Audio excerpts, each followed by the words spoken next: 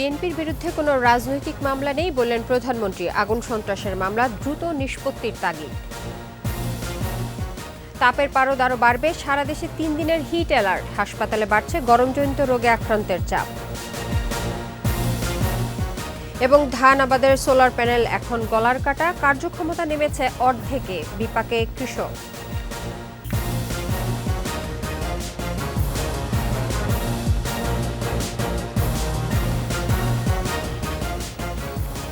শুনছিলেন first security ইসলামী bank PLC সংবাদ শিরোনাম। আমন্ত্রণ 21-এর দেশের সংবাদে, আপনাদের সঙ্গে থাকছে ইসরাত জাহান। দর্শক, 21 টেলিভিশনের সংবাদ একই সাথে সরাসরি দেখতে পাবেন আমাদের ফেসবুক পেজ www.facebook.com/2124 অনলাইনে। প্রধানমন্ত্রী শেখ হাসিনা বলেছেন, বিএনপির বিরুদ্ধে কোনো রাজনৈতিক মামলা নেই, সবই আগুন সন্ত্রাসের মামলা। এসব মামলা দ্রুত নিষ্পত্তির তাগিদ দেন তিনি। একই সঙ্গে বিএনপি যেই বন্দির হিসাব দিয়েছে সে ধারণ ক্ষমতা জেলখানায় নেই বলেও জানান তিনি। কৃষক লীগের সাথে শুভেচ্ছা বিনিময়ে সমবায় ভিত্তিক কৃষি ব্যবস্থার পরিকল্পনার কথা জানান প্রধানমন্ত্রী। প্রণব চক্রবর্তীর রিপোর্ট।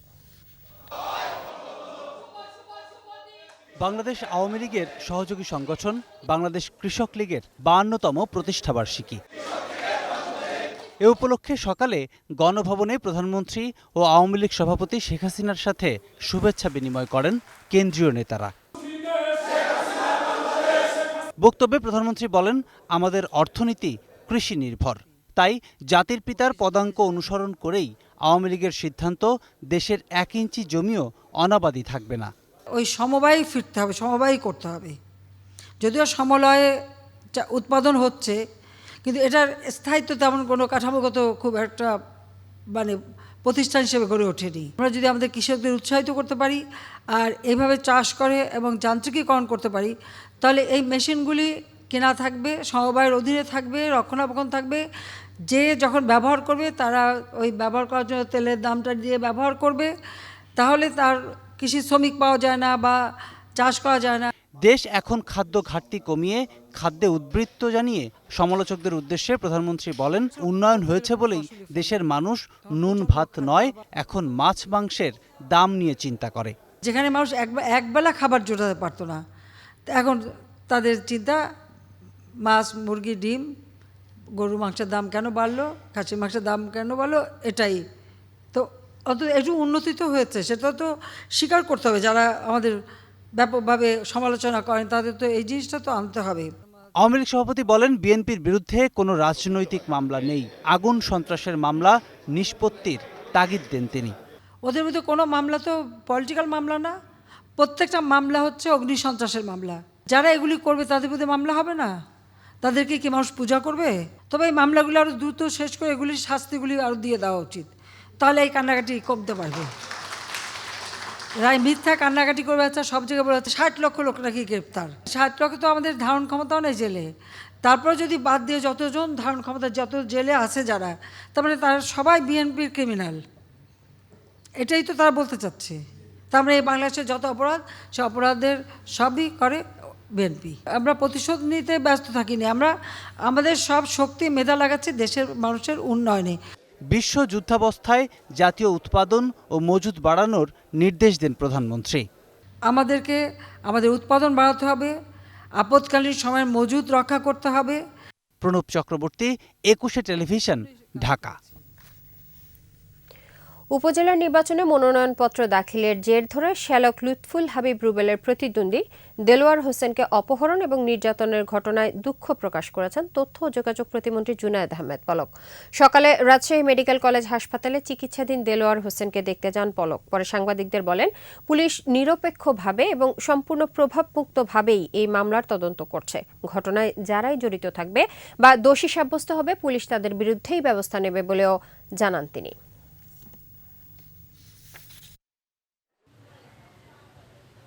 আমরা চেষ্টা করেছি পুলিশ প্রশাসন সহ আমাদের সাংগঠনিকভাবে এই ঘটনা যাতে প্রতিরোধ করা যায় এবং দোষীদেরকে আইনে আওতায় আনা যায়। আমাদের এই ক্ষেত্রে কোনো ধরনের কোনো গাফিলতি বা অবহেলা নেই। আমি আপনাদেরকে এটা দৃঢ় প্রত্যয়ের সাথে বলতে পারি। এখানে আমার দল এবং আমার ব্যক্তিগতভাবে কোনো যোগাযোগও হয়নি, কাউকে বাধাগ্রস্ত করা হয় নাই। তারা বাদী হয়ে মামলাটা করেছে। এখন কিন্তু পুলিশের কাছে মামলাটা তদন্তাধীন। তাপদাহে পুড়ছে দেশ। এই অবস্থায় স্বস্তির কোনো খবর দিতে পারছে না আবহাওয়া অফিস। বলছে তাপের পারদ আরও বাড়তে পারে। সারা দেশে জারি করেছে 3 দিনের হিট অ্যালার্ট। মৌসুমের সর্বোচ্চ তাপমাত্রা রেকর্ড করা হয়েছে চুয়াডাঙ্গায় 41.3 ডিগ্রি সেলসিয়াস। এদিকে হাসপাতালে বাড়ছে গরমজনিত রোগে আক্রান্তের সংখ্যা। সহকর্মীদের সহায়তায় মাসুম আলিসার প্রতিবেদন। এক সপ্তাহ ধরে তাপের পারদ 38 থেকে 41 ডিগ্রির মধ্যে ওঠানামা করছে। আবহাওয়া অফিস বলছে তাপমাত্রা আরও বাড়তে পারে। সারা দেশে জারি করেছে হিট অ্যালার্ট। 13 তারিখ থেকে আবার শুরু হয়েছে যে তাপপ্রবাহের অ্যালার্ট মেসেজটা। যখন সর্বোচ্চ তাপমাত্রাটা 42 ডিগ্রি ছাড়িয়ে যাবে তখন সেটাকে আমরা বলছি অতি তীব্র তাপপ্রবাহ। বর্তমানে যে অবস্থা দেখা যাচ্ছে, ঢাকা, রাজশাহী, খুলনা এবং বরিশাল বিভাগের উপরে মৃদু থেকে তীব্র তাপপ্রবাহ বয়ে যাচ্ছে। বৈশাখের প্রথম 4 দিনে রাজশাহীতে তাপমাত্রা বেড়েছে 3 ডিগ্রি সেলসিয়াস। শুক্রবার রাজশাহীতে সর্বোচ্চ তাপমাত্রা 41.0 ডিগ্রি সেলসিয়াস রেকর্ড করা হয়। তাপদাহে বেলা বাড়ার সাথে সাথে ফাঁকা হয়ে যাচ্ছে রাস্তাঘাট। জ্বর, ডায়রিয়া সহ নানা রোগে আক্রান্ত হচ্ছে অনেকে। রোদের তাপমাত্রা অনেক বেশি, একটু পরে পরে আমাদেরকে পানি খাইতে হচ্ছে। বাতাসে জলীয় বাষ্পের পরিমাণ কমে যাওয়ায় রাজশাহী অঞ্চলে তাপমাত্রা বাড়ছে, যা আরও কিছুদিন অব্যাহত থাকবে বলছেন আবহাওয়াবিদ। মৃদু থেকে মাঝারি তাপপ্রবাহ বয়ে যাচ্ছে এবং আগামী আরও কয়েকদিন এইরকম তাপপ্রবাহ বিরাজমান থাকতে পারে। শুক্রবার চুয়াডাঙ্গায় সর্বোচ্চ তাপমাত্রা রেকর্ড হয়েছে 41.3 ডিগ্রি সেলসিয়াস। তাপপ্রবাহের কারণে জনজীবন প্রায় বিপর্যস্ত। প্রয়োজন ছাড়া কেউই ঘর থেকে বের হচ্ছে না। দুপুরে যে বাতাসটা হচ্ছে, এই বাতাসে মনে হচ্ছে যে কারেন্ট শর্ট খেয়ে মানুষের মুখ পুড়ে যাচ্ছে। গরমে অতিষ্ঠ হয়ে যাচ্ছে, রাত্রে ঘুমও শান্তি পাচ্ছি না, জনজীবন পুরাই অতিষ্ঠ। চুয়াডাঙ্গা সদর হাসপাতালে শিশু ও বয়স্ক রোগীর ভিড় বেড়েছে। জরুরি প্রয়োজনে বের হলে ছাতা ও ক্যাপ ব্যবহারের পরামর্শ চিকিৎসকদের।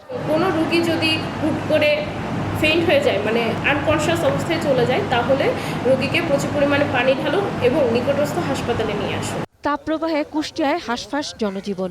পানির স্তর নিচে নেমে যাওয়ায় সেচ যন্ত্রে পানি উঠছে না। অতিরিক্ত গরমের কারণে রিক্সালি রোডে থাকতে পারছি না গো। রাস্তাঘাটে আমরা খুব পেরেশান হয়ে যাচ্ছি। তাপমাত্রা আর বোরিংয়ে পানি উঠছে না, আমাদের ক্ষতি হচ্ছে। ময়মনসিংহেও তীব্র গরমে জনজীবন বিপর্যস্ত। ডায়রিয়া সহ গরমজনিত রোগে আক্রান্তে চাপ বেড়েছে হাসপাতালে। গরমের জন্য মানুষ যাতায়াত কম, যাত্রীর সংখ্যা কম। গরম থেকেই সমস্যা হয়েছে, কালকে সারাদিন কিছু খাই নাই। গরমের জন্য হিট স্ট্রোক সহ ডায়রিয়ার সংখ্যা কিছুটা বৃদ্ধি পেয়েছে। এই গরমে স্যালাইন সহ তরল জাতীয় খাবার বেশি করে খাওয়ার পরামর্শ দিচ্ছেন চিকিৎসকরা। মাসুম আলিসা, 21 টেলিভিশন। নীলফামারীতে ধান আবাদে বিদ্যুৎ ও ডিজেলের খরচ বাঁচাতে 4 বছর আগে স্থাপন হয় 10টি সোলার প্যানেল। এসব প্যানেলের কার্যক্ষমতা কমে যাওয়ায় ব্যবস্থাপকরা পড়েছেন চরম বিপাকে। এখন গলার কাটা এই সোলার প্যানেলের দুর্দশা ঘুচাতে ব্যবহার হচ্ছে বৈদ্যুতিক পাম্প। নীলফামারীর প্রতিনিধির তথ্য ও ছবিতে মাসুম আলিসার প্রতিবেদন। উত্তরের কৃষি নির্ভর জেলা নীলফামারীতে বোরো এবং আমন মৌসুমে সেচ সুবিধা নিশ্চিত করতে 2019-20 অর্থ বছরে 10টি সোলার প্যানেল স্থাপন করে কৃষি উন্নয়ন কর্পোরেশন। শুরুর দিকে আশানুরূপ ফল পাওয়া গেলেও এখন ভোগান্তি পোহাতে হচ্ছে প্যানেল ব্যবস্থাপক ও কৃষকদের। এসব প্যানেলে অর্ধেকে নেমে এসেছে বিদ্যুৎ উৎপাদন। ফলে কৃষকদের পানির চাহিদা মেটানো হচ্ছে ডিজেল কিংবা বিদ্যুৎ চালিত সেচ যন্ত্র দিয়ে। এতে বাড়তি খরচ গুনতে হচ্ছে ব্যবস্থাপকদের। বর্তমানে 30 থেকে 32 ভোল্ট পাচ্ছি, কিন্তু আমার পাওয়ার কথা ছিল 50 ভোল্ট। বছর থেকে পানি দেওয়ার পরে আমাদের পরের বছরই সোলারটা নষ্ট হয়ে যায়। সোলার ঠিক করার পরে সোলার দিয়ে তখন পানি আর সেভাবে হয় না। এখন আমরা মোটর চালাচ্ছি, কারেন্ট দিয়ে আমরা চালাচ্ছি। বাড়তি বিল উঠতেছে, আমাদের অনেক খরচ হচ্ছে। এদিকে জমিতে সেচ নিয়ে কৃষকরাও পড়েছেন চরম দুশ্চিন্তায়। জমির কাছে প্যানেল স্থাপন হলেও অনেক কৃষকই পাচ্ছেন না পানি। এতে বাধ্য হয়ে বিদ্যুৎ আর ডিজেল চালিত সেচ যন্ত্র দিয়ে করতে হচ্ছে আবাদ। সরকার আমাদের সোলার দিছে কৃষকের সুবিধার জন্য, যাতে আমরা কম খরচে আবাদ করতে পারি। এখানে সোলার আছে, মনে করেন যে 20 একর জমিতে পানি দেওয়ার কথা, সেই জায়গায় আমাদের 5 একর জমিতে পানি দেয়। আমরা পানি ঠিক মতো পাই না। খালি সোলারে যদি চলে তাহলে আমাদের টাকা লাগতো 2700। সেইখানে আমাদের মোটরের বিল সহ নিতেছে তারা 1700-1800 টাকা। আমরা পানি পাইলে আমাদের মনে করেন 2000-1500 টাকায় আমরা সোলারে পানি পাইতাম, কিন্তু মোটরওয়ালা আমাদের কাছে 3000 টাকা বিঘায় পানি নেয়। কর্তৃপক্ষ বলছেন প্রতিদিন ৮ ঘন্টা সোলার প্যানেল চালু থাকায় বেলে দোআঁশ মাটির ২০ একর জমিতে বোরো ধানে সেচ দেওয়া সম্ভব নয়। ৮ ঘন্টা সোলারটা চলে, অন্য সময়ে চালানো সম্ভব হয় না। অন্য সময়ে চালানো সম্ভব, কিন্তু এটার খরচ অনেক বেশি। কারণ আমার যে ক্ষমতা 9 কিলোওয়াট সোলারের যে ক্ষমতা, সেটাতে যদি আমি স্টোরেজ করতে যাই তাহলে আমার 10টা থেকে 11টা ব্যাটারি লাগবে। এই এক একটা ব্যাটারির দাম 30,000 টাকা, 3 লাখ টাকা খরচ হবে, কিন্তু বিনিময়ে আমি 1 বছরের বেশি ব্যবহার করতে পারবো না। মাসুম আলিসা, 21 টেলিভিশন। নিচ্ছি বিরতি, যখন ফিরছি তখন অন্যান্য সংবাদের সাথে আরও থাকছে। একসঙ্গে চিকিৎসা, পুষ্টি ও স্বাস্থ্য সেবা পাচ্ছে কিশোর কিশোরীরা। বঙ্গবন্ধু কর্নার বদলে দিয়েছে জীবনমান। আমন্ত্রণ আবারও দেখছিলেন 21 দেশের সংবাদ। সিন্ডিকেট করে কেউ যাতে কৃষকদের ন্যায্য মূল্য থেকে বঞ্চিত করতে না পারে সে ব্যাপারে নজরদারির নির্দেশ দিয়েছেন কৃষিমন্ত্রী ডক্টর আব্দুস শহীদ। সুনামগঞ্জ সদর উপজেলার লক্ষণশ্রী ইউনিয়নের বাহাদুরপুর গ্রামে কৃষকদের মাঝে কম্বাইন হারভেস্টার মেশিন বিতরণ ও বোরো ফসল কাটা উদ্বোধন করেন মন্ত্রী। পরে সাংবাদিকদের বলেন, সুনামগঞ্জ প্রকৃতির ঝুঁকিপূর্ণ জেলা, এখানে বন্যা ও খরা হয় বেশি, তাই কৃষকরা যাতে ধানের ন্যায্য মূল্য পায় এই বিষয়ে জেলার কর্মকর্তাদের নজরদারি অব্যাহত রাখার নির্দেশনা দেন তিনি। যাতে কৃষকরা সঠিক মূল্য পায় এবং মধ্যস্বত্ব ভোগকারী যারা, তারা যেন কোনো বেনিফিট না নিতে পারে, তারা যেন কোনো সিন্ডিকেট তৈরি করে কৃষকদের গলায় যেন তারা ফাঁসি না দেয়, তার জন্য সর্বস্তরের সচেতন নাগরিক এবং রাজনীতিবিদ সহ জনপ্রতিনিধি যারা আছেন, ইউনিয়নের চেয়ারম্যান সাহেবরা, উপজেলা চেয়ারম্যান, মেম্বার, তারা যদি সজাগ থাকেন। হিলি স্থলবন্দর দিয়ে আলু আমদানি বাড়লেও কেজিতে দাম বেড়েছে 10 টাকা। ঈদ ও নববর্ষের ছুটি শেষে হিলি স্থলবন্দর দিয়ে ভারত থেকে আলু আমদানি শুরু হয়। তবে আগের চেয়ে আলু আমদানির পরিমাণ বাড়লেও কমছে না দাম। ঈদের আগে বন্দরে 30 থেকে 32 টাকা কেজি বিক্রি হলেও এখন বিক্রি হচ্ছে 40 থেকে 42 টাকা দরে। আমদানিকারকরা বলছেন, ভারতে হঠাৎ বন্যা দেখা দেওয়ায় আলুর উৎপাদন ব্যাহত হয়েছে, তাদের দেশেই বাজার চড়া।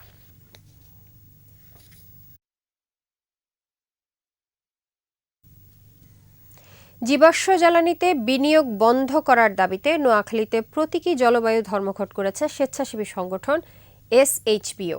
ঘণ্টাব্যাপী জেলা প্রশাসক কার্যালয়ের সামনে কর্মসূচিতে শতাধিক স্বেচ্ছাসেবী অংশ নেয়। বক্তারা জীবাশ্ম জ্বালানিতে বিনিয়োগগুলোকে নবায়নযোগ্য শক্তি করতে অর্থ সংস্থানের প্রতি আহ্বান জানান। একই সাথে ফিলিস্তিনে অবিলম্বে যুদ্ধ বন্ধ করারও দাবি জানানো হয়।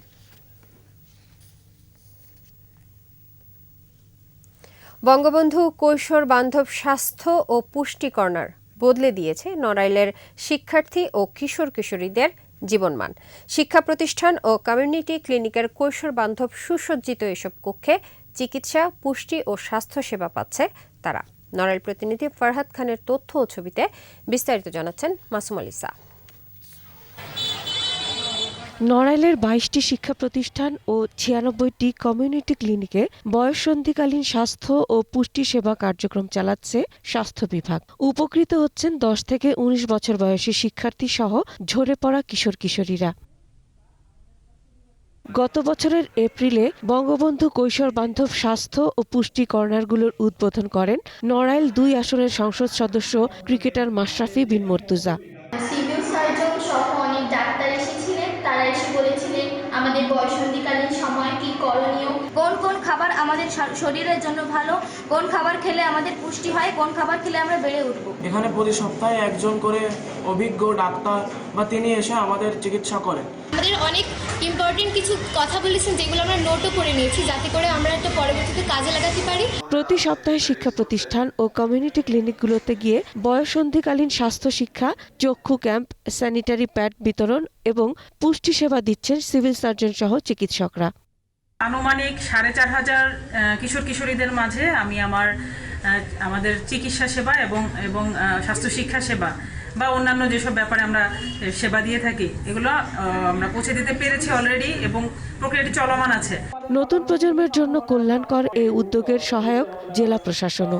বঙ্গবন্ধু স্বাস্থ্য পুষ্টি কর্নার এর মাধ্যমে আমরা কিশোর বান্ধব নড়াইল জেলা উপহার দিতে পারবো এবং এই কিশোরদের আমরা যে ইনভেস্ট করছি সেই ইনভেস্টের মাধ্যমে আজকের এই কিশোর কিশোরীরাই আমাদের 2041 সালের স্মার্ট নাগরিক হিসাবে গড়ে উঠবে। দ্রুতই জেলা জুড়ে এ কার্যক্রম চালু এবং সব কিশোর কিশোরীকে এর আওতায় আনতে কাজ করছেন সংশ্লিষ্টরা। মাসুম আলিসা, 21 টেলিভিশন। মৌলভীবাজারে 21 টেলিভিশনে 25 বছরে পদার্পণ উপলক্ষে সপ্তাহব্যাপী অনুষ্ঠানমালার চতুর্থ দিনে হয়েছে মণিপুরী নৃত্য। ভাড়াউড়া চা বাগানে এই অনুষ্ঠানে 21-এর মৌলভীবাজার প্রতিনিধি বিকুল চক্রবর্তীর সঞ্চালনায় প্রধান অতিথি ছিলেন বাংলাদেশীয় চা সংসদের সিলেট শাখার চেয়ারম্যান গোলাম মোহাম্মদ শিবলি, মণিপুরী নৃত্য প্রশিক্ষক কেয়া সিনহা, বাংলা টিভির শ্রীমঙ্গল প্রতিনিধি বর্ণ চক্রবর্তী ও নৃত্য প্রশিক্ষক মোহাম্মদ নাজমুল। নৃত্য পরিবেশন করে শ্রীমঙ্গল মণিপুরী অনুরাগ নৃত্যালয়।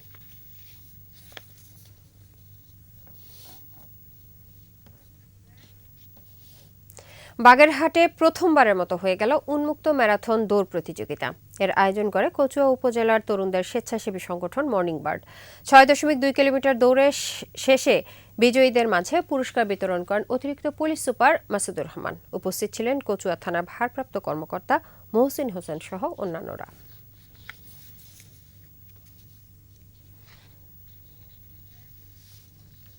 এবার চট্টগ্রাম সংবাদ।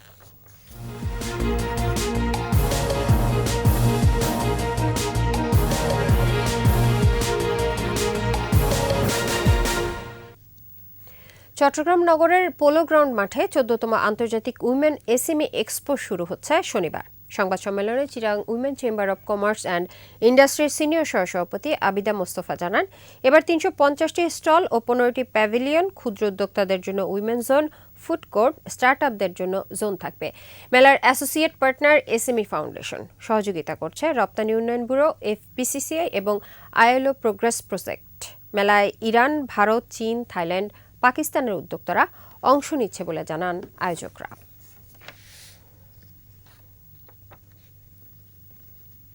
এর সাথে শেষ করছি 21-এর দেশের সংবাদ। তবে যাবার আগে ফার্স্ট সিকিউরিটি ইসলামী ব্যাংক পিএলসি সংবাদ শিরোনামগুলো আরও একবার।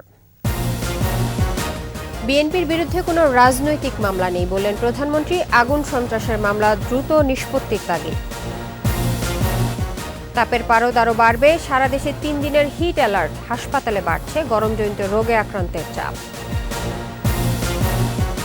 এবং ধান আবাদের সোলার প্যানেল এখন গলার কাটা, কার্যক্ষমতা নেমেছে অর্ধেকে, বিপাকে কৃষক।